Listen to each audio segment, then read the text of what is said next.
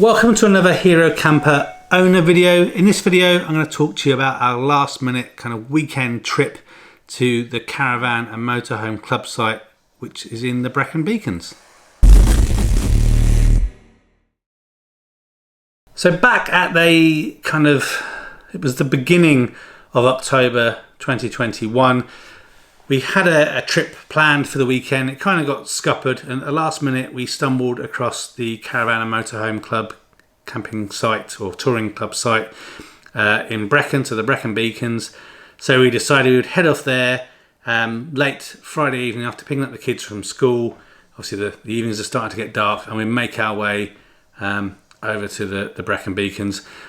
If you've not watched the channel before, we've got a Hero Camper Ranger. It's a little teardrop camper. We've got a rooftop tent on top that's made by James Baru, where the kids are in, and we kind of tow that with an electric vehicle. And that particular weekend that we went to Brecon, there was kind of that petrol or fuel crisis happening. Petrol stations were out of fuel because of, I think the tankers couldn't get there. I'm trying to cast my memory back as this happens now. And I remember a few people commenting that, you know, we're turning up with this little teardrop in our electric Polestar 2, and people are like, you guys must be laughing that you're able to do this and you have an electric vehicle and you're not having to worry about any fuel crisis and trying to leave early or kind of cancel any of your plans. So absolutely fantastic. I'll put some information down below on the fuel efficiency of the Polestar 2 on this trip and the equivalent miles per gallon. So again, lots of people think that you can't tow an electric vehicle. You definitely can. Obviously there are some constraints on the size of a thing that you're looking to tow, depending on what vehicle you have. But yeah, it is possible. So in terms of the campsite itself, we really liked it actually. It's really nice, really friendly environment. Not too big, but also a pretty decent size. Really great environment for dogs and kids. So if we took off the dog piece so far, there's a couple of kind of dog walking areas, and then like a good wooded area. And obviously being in Brecon as well, there's some great areas you can go and go for long walks in with your dog. It's very kind of friendly, and particularly at this site, which is something I always like, is responsible dog owners. So everyone had their dogs on the lead. There was no situations where I was worried about kind of out of control dogs run up to my kids, also disturbing my own dog. So I was very appreciative of that, and I felt like the club actually were a little bit stricter on encouraging people to make sure dogs are on the lead, etc. Not related to the dog things, but in Wales at the time, again, there was increased concerns on COVID restrictions, so requirements to wear masks indoors, and again that was well enforced as well. And obviously we're somewhat conscious about this kind of thing anyway, so we'd already been wearing masks in shops and in communal bathrooms and stuff like that, so no issues whatsoever.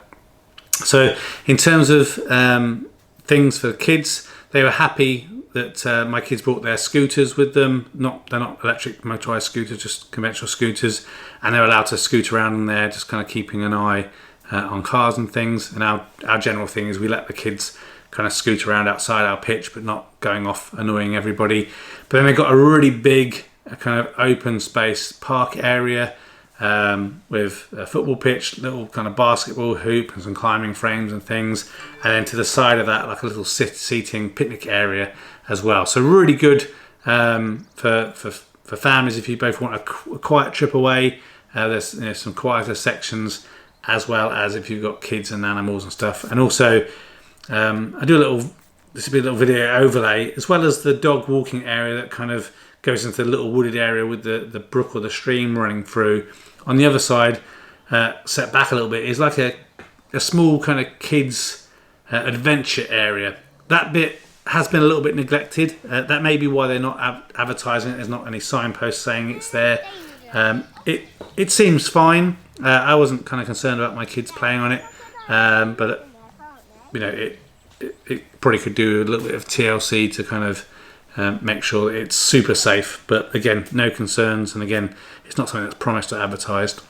From the site, you can walk in to Brecon, or you can drive in. There's quite a lot to kind of look around and see. The village is quite nice, and there are places if you want to kind of go to a supermarket there, or order takeaway and bring it back or what have you. There is quite a good shop on site. Because we were there at the end of season, the stock was a little bit low of some things, but again, plenty for your kind of daily needs, and there's a kind of little kind of toy bits and bobs in there if you're trying to get something for sort of kids out and keep them entertained as well. So really nice site. We really enjoyed it. Everyone was friendly. The wardens there were really friendly as well.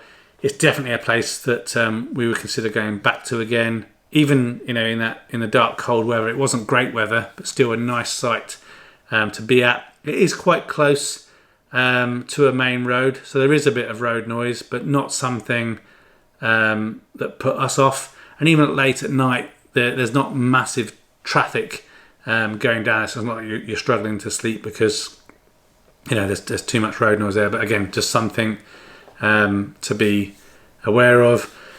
Nice and easy to get to, big kind of dual carriageway road, kind of get into and out, so no issues kind of removing or manoeuvring a caravan or trailer or whatever it is you're using. So we really liked this site, and again, definitely a place I'm looking forward to going back to again in 2022, and definitely a place that I think would be nicer to try when the weather is a little bit better, especially for the kids. There were a few kids there that they could play with, but yeah, great site. Definitely, I think in the top ones are the ones that we visited this year in 2021, and this has been our first season of obviously having the Hero Camper Ranger, and it continues to get good comments and positive comments from everyone, both the camper itself and our Jamesbury roof tent. Everyone always wants to come up, investigate, have a look around it.